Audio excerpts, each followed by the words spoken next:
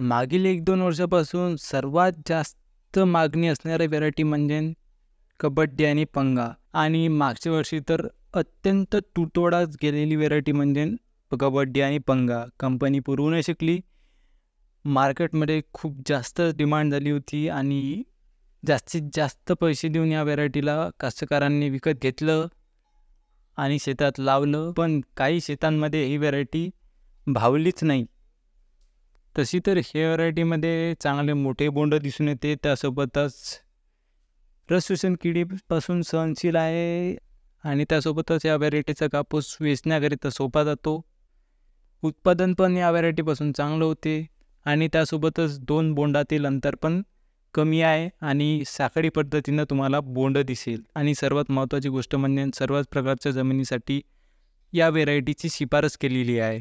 म्हणजे मध्यम ते हलकी आणि मध्यम ते भारी जमिनीसाठी पण या व्हेरायटीची शिफारस केलेली आहे. आणि त्यासोबतच ओलीत आणि कोरडवाहू जमिनीकरिता पण या व्हेरायटीची शिफारस केलेली आहे. एवढ्या साऱ्या व्यापक दृष्टिकोनातून या व्हेरायटीला बनवलं आहे किंवा शिफारस केलेली आहे या व्हेरायटीची. पण काही कास्तकारांना मागच्या वर्षी त्यांची जमिनीमुळे किंवा वातावरणामुळे किंवा फवारणी कमी जास्त झाल्यामुळे या व्हेरायटीचे उत्पादन झालेले नाही आहे किंवा पिकामध्ये फेरबदल न केल्यामुळे या व्हेरायटीचं उत्पादन कास्तकारांना चांगलं नाही झालेलं आहे. तरी एवढं काही याच व्हेरायटीच्या मागं भिडू नका. बाकी पण चांगल्या व्हेरायटी मार्केटमध्ये आहे. भेटली तर घेऊन घ्या हे व्हेरायटी. पण पिकामध्ये फेरबदल असायलाच हवं. म्हणजे ज्या जमिनीत तुम्ही यावर्षी कापूस लावला त्या जमिनीत तुम्ही आता दुसरं पीक लावा आणि कापूस दुसऱ्या जमिनीवर लावा जिथे मागल्या वर्षी कापूस नसेल. तेव्हाच तुम्हाला ज्या उत्पन्न चांगलं होईल. त्यासोबत फक्त व्हेरायटी चांगली निवडली म्हणून विक्रमी उत्पादन होईल असं सुद्धा नाही.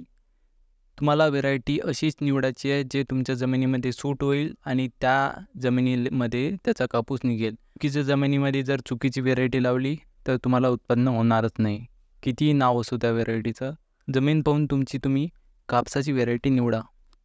वातावरणावर पण उत्पादन अवलंबून असते. त्यासोबतच तुम्ही खताचं आणि फवारणीचं नियोजन कसे करता त्यावर पण तुमचं उत्पादन अवलंबून असते.